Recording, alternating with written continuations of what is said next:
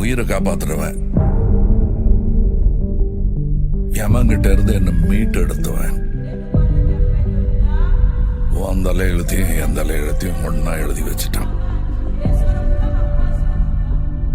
இனிமே நீ நானும் ஒண்ணு, கடைசி வரைக்கும்.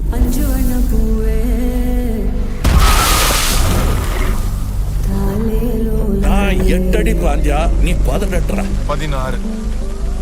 சரி கணக்கு புள்ள. உள்ள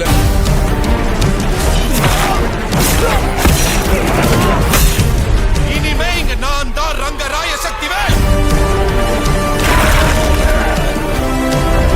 இது யமனுக்கும் எனக்கும் நடக்கிற கதை. நீயா நானா?